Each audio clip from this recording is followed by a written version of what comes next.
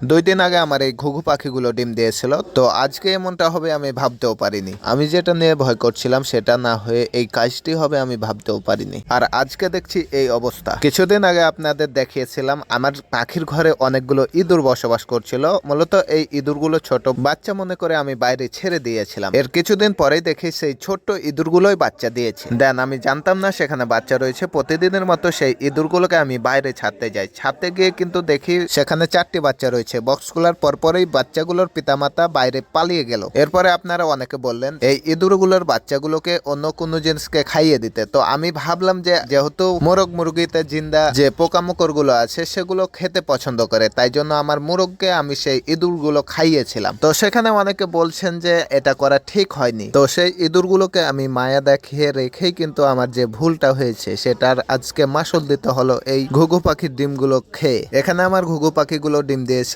তো এখান দিয়ে এই যে এই জায়গাটা দিয়ে কিন্তু ইঁদুরগুলো ঢুকে সেই ডিমটাকে খেয়ে ফেলেছে। আমি যখন আজকে রাতে পাখির ঘরে ঢুকি সেই সময় দেখি 2টি ইঁদুর সেই ডিমটাকে ভেঙে খাচ্ছে।